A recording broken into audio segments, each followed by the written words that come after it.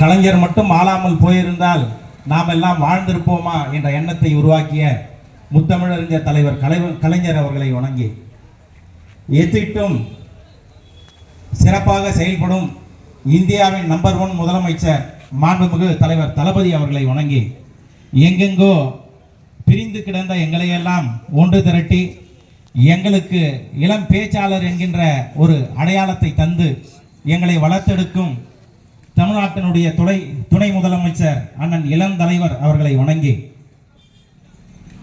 மீஞ்சூர் பகுதியிலே இப்படி ஒரு சிறப்பான ஒரு கூட்டத்தை அமைப்பதற்கு, இந்த கூட்டத்திற்கு தலைமை ஏற்று வழி நடத்துவதற்கு இருக்கக்கூடிய இந்த மாவட்ட MSK ரமேஷ்ராஜ் அண்ணன் அவர்களை வணங்கி, இந்த மாவட்டத்தினுடைய அவை தலைவரும் எங்களுக்கு ஐயா பகலவன் அவர்களை வணங்கி,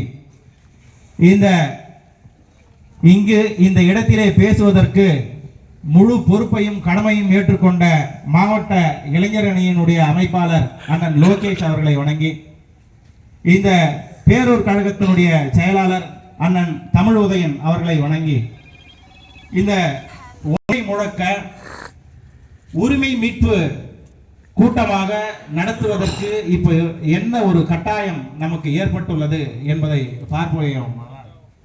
ஒரு பக்கம் பாசிச பாஜக, அவன் நம் இனத்தினுடைய எதிரி, அனைவரும் அறிந்த எதிரி.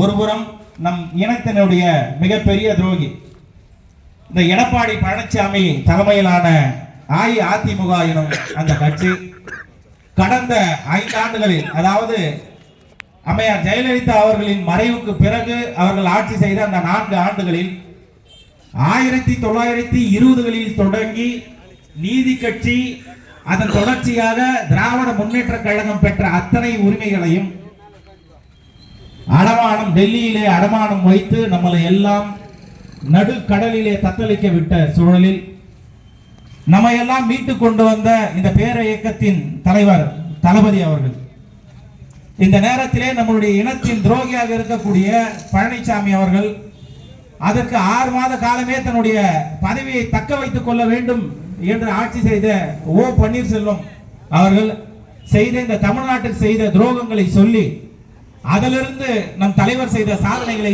தங்கள் முன்னே விளக்க விரும்புகின்றேன். எல்லாருக்குமே தெரியும், இங்க இருக்கக்கூடிய என் வயசு ஒத்த இருக்கக்கூடிய நபர்கள் உட்பட பெரியவர்கள், அவர்கள் வீட்டில் இருக்கக்கூடிய பிள்ளைகள் அனைவரும் தமிழ்நாடு அரசு பணியாளர் தேர்வாணையத்தின் வழியாக தேர்வு எழுதி ஒரு பணியை பெற வேண்டும் என்பது எல்லாருடைய ஒரு கனவாகவும் இலக்காகவும் இருந்தது. ஆனால் இந்த பன்னீர்செல்வம் இருக்கும்போது TNPSC வாரியத்தினுடைய அந்த விதிகளை மாற்றி இந்தியாவில் இருக்கக்கூடிய, ஏன் வெளிநாட்டில் இருக்கக்கூடியவர்களும் இந்த TNPSC எக்ஸாம் எழுதி இந்த இந்தியாவினுடைய தமிழ்நாட்டினுடைய ஆட்சி பணியில் அமரலாம் அப்படின்றக்கூடிய ஒரு சமூக அநீதி, தமிழக விரோத ஒரு சட்டத்தை கொண்டு வந்தார். அதனை முத்தமிழறிஞர் தலைவர் அவர்கள் ஈன்றெடுத்த, கலைஞர் அவர்கள் ஈன்றெடுத்த தலைவர் தளபதி அவர்கள் வந்துதான் அந்த சட்ட திருத்தத்தை ரத்து செய்து மீண்டும் தமிழ்நாட்டு மக்கள் மட்டுமே எழுதி வெற்றி பெற்று இந்த அரசு பணியில் அமர முடியும் என்ற சூழலை உருவாக்கினார். இது மட்டுமா, இன்று அண்ணன் உதயநிதி உட்பட, தலைவர் உட்பட அனைவரும் போராடி எதிர்த்து கொண்டிருக்கக்கூடிய இந்த நீட் தேர்வை கொண்டு வந்து தமிழ் மாணவர்களுடைய மருத்துவ கனவை சிதைத்த அந்த துரோகிகள் தான் அவர்கள். அதை எதிர்த்து இப்போது நீதிமன்றத்தின் வழியாக களமாடி கொண்டிருக்கிறார் நம் தலைவர் தளபதி அவர்கள். இது மட்டுமா, உணவு பாதுகாப்பு திட்டம், நம்மெல்லாம் வந்து தொழிற்சாலைகள் பக்கத்திலேயே இருக்கக்கூடிய ஒரு பகுதியை சார்ந்த மக்கள் நமக்கு நல்லாவே தெரியும்.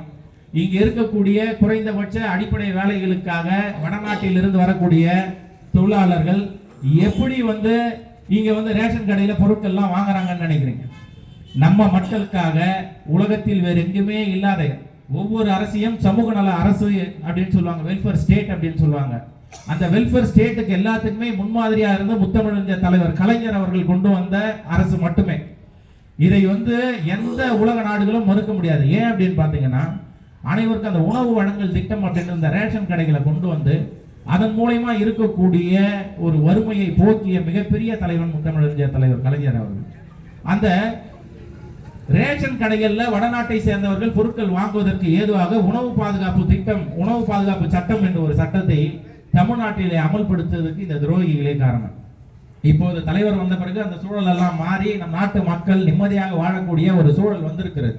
இது மட்டுமா, உதய் மின் திட்டம், சாகர் மாலா திட்டம், இப்போது இருக்கக்கூடிய நம்ம பகுதி எல்லாமே கடற்கரையை ஒட்டி இருக்கக்கூடிய பகுதிகள் நமக்கு நல்லா தெரியும். இந்த காட்டுப்பள்ளி, பழவர்காடு, காலாஞ்சி, அத்திப்பட்டு, புதுநகர், இது எல்லாமே பார்த்தீங்கன்னா எல்என்டி, இதுக்கு முன்னாடி எல்என்டி துறைமுகமாக இருந்தது.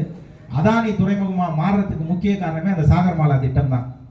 இந்தியாவினுடைய கடற்பரப்பை வித்த ஒன்றிய பாஜக அரசு, அதற்கு வழிவிட்ட தமிழ்நாட்டில் அப்போது ஆட்சி செய்த எடப்பாடி தலைமையிலான தமிழ் மக்களின் துரோக அரசு இது எல்லாத்தையும் செஞ்சாங்க. இது எல்லாத்தையுமே தடுத்து நிறுத்தி தமிழ் மக்கள் வாழ வழிவகை செய்தது தலைவர் தளபதி அவர்களுடைய தலைமை.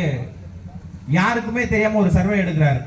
சரி, தமிழ்நாட்டு மக்களுடைய மாணவர்களுடைய குழந்தைகளுடைய கல்வித்தரம் எப்படி இருக்கு, அவர்களுடைய கல்வியை மேம்படுத்துறதுக்கு என்ன வழிவகை செய்ய வேண்டும். இந்த ஜெயலலிதா, அதாவது மறைந்த முன்னாள் முதலமைச்சர் நம்ம ஜெயலலிதா அவர்களுக்கு பிறகு ஆட்சி செய்த இந்த எடப்பாடி மற்றும் பன்னீர்செல்வம் தலைமையிலான அரசு தமிழ்நாட்டு மக்களை எவ்வளவு சீரழித்திருக்கு அப்படின்றத பார்த்துட்டு இந்த மாணவர்களின் நலனுக்காக சில சர்வே எடுக்கிறாரு. அதன் ஊடாக அவருக்கு கிடைச்ச தகவலின் அடிப்படையில் சில மாற்றங்களை கொண்டு வருகிறார். ஏன் அப்படின்னு பார்த்தீங்கன்னா, மாணவர்கள் வந்து இடைநிற்றல் அதிகமாக இருக்கு, உயர்கல்விக்கு போகவே இல்லை. அந்த உயர்கல்வியை ஊக்குவிக்கணும் அப்படின்னு சொன்னா இதுக்கு முன்னாடி இருந்தது அந்த திட்டங்கள் எல்லாத்தையும் மாற்றி புதுமை பெண் திட்டம் அப்படின்ட்டு கொண்டு வர, மகளிருக்கு அரசு பள்ளிகள் மற்றும் அரசு உதவி பெறும் பள்ளிகளில் படித்த மாணவிகளுக்கு அரசு கல்லூரியிலே பயிலும் போது மாதம் 1000 கல்வி உதவித்தொகை வாங்கக்கூடிய திட்டம். சரி, பெண்களுக்கு மட்டும் வழங்கினாங்களே, மாணவர்கள் அடியில் விட்டாங்களே அப்படின்ட்டு யாருக்குமே அந்த எண்ணம் வருவதற்கு முன்பாகவே தலைவர் முத்தமிழறிஞர் தலைவர் கலைஞர் அவர்களுடைய தவப்புதல்வன் தலைவர் தளபதி அவர்கள் மாணவர்களுக்கு திட்டத்தை கொண்டு வருகிறார். தமிழ் புதல்வன் திட்டம். இந்த திட்டத்தின் வழியாக மாணவர்களுக்கும் மாதம் 1000 ரூபாய் வழங்கக்கூடிய திட்டம். இதை கொண்டு வந்து இந்த ஒன்றிய அரசினுடைய ஜிஆர் எனப்படும் உயர்கல்வியில் மாணவர்கள் என்ரோல் பண்ணக்கூடிய இந்த விகிதம் வந்து அவங்க நிர்ணயிச்சு இருக்கக்கூடிய விகிதம் 50 விழுக்காடு. இந்த 50 விழுக்காடை அவங்க எப்ப எட்டுவாங்க அப்படின்ட்டு அவங்க நிர்ணயிச்சு இருக்கக்கூடிய அழகு என்னன்னா 2036. ஆனால் நாம் இப்போது இருக்கக்கூடிய இந்த சூழ்நிலையில் 53.6 விழுக்காடு நம்ம சாதிச்சிருக்கிறோம். இதற்கு முழுக்க காரணம் என்னன்னு பாத்தீங்கன்னா, முத்தமிழறிஞர் தலைவர் கலைஞர் அவர்களுடைய தவப்புதல்வன் தலைவர் தளபதி அவர்கள் கொண்டு வந்த திட்டங்கள் மட்டுமே. சரி, அதுக்கப்புறம் பாக்குறாரு, சரி பள்ளிகள்ல வந்து இடைநிற்றல் அதிகமாக இருக்கு, இந்த இடைநிற்றலை வந்து நம்ம சரி பண்ணணும் அப்படின்னா என்ன பண்றது அப்படின்னு பார்க்கும்போது, தாய்மார்கள் வேலைகளுக்கு போகும்போது தன்னுடைய பிள்ளைகளுக்கு உணவு செய்ய முடியலையே, உணவு செஞ்சு கொடுக்க முடியலையே அப்படின்ற ஒரு ஏக்கத்தோட காலையில மாணவர்கள் பள்ளிக்கு போகாம வேலைக்கு போகக்கூடிய ஒரு சூழல் ஏற்படுது அப்படின்ட்டு அங்க பாக்குறாரு.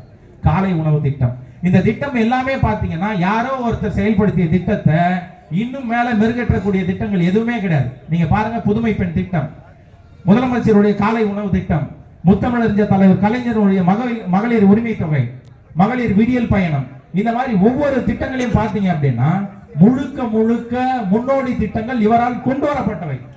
இன்னொருத்தர் கொண்டு வந்த திட்டத்தை அப்படியே செயல்படுத்தக்கூடிய ஒரு சிந்தனையை தவிர்த்து இந்த திட்டங்கள் அனைத்தும் தலைவர் தளபதி அவர்களுடைய சிந்தனையிலிருந்து உதித்த குழந்தைகளாகவே பார்க்கப்படுகிறது. இந்தியா மட்டுமன்றி உலக நாடுகளே இந்த திட்டத்தை கண்டு வியந்து ஐரோப்பிய கண்டத்தில் இதை செயல்படுத்தக்கூடிய ஒரு சூழலை உருவாக்கிய ஒரே தலைவர் தளபதி அவர்கள். அந்த திட்டத்தை எப்படி செயல்படுத்த வேண்டும் என அதை மானிட்டர் பண்ணுவாங்க. அதை அவ்வளவு அழகா வந்து தமிழ்நாட்டினுடைய துணை முதலமைச்சர் அண்ணன் உதயநிதி அவர்கள் அவ்வளவு அழகா தெளிவா வந்து இதை மானிட்டர் பண்ணி இந்த திட்டங்கள் மக்கள் அனைவருக்கும் கொண்டு சேருவதற்கு என்ன வந்து செய்யணுமோ அந்த திட்டங்கள்லாம் வகுத்து கொண்டு இருக்கிறார். அது கூறணும் அப்படின்றதுக்காக எங்களை போன்ற இளம் பேச்சாளர்களை உருவாக்கி அந்த பேச்சாளர்கள் மூலமாக தமிழ்நாடு முழுவதும் இந்த திட்டங்கள், இந்த திராவிட இயக்கத்தினுடைய சிந்தனைகள் அனைத்தும் சென்று சேருவதற்கு ஒரு மிகப்பெரிய பாதையை அமைத்து அதன் வழியாக செயல்படுத்திக் கொண்டிருக்கிறார்.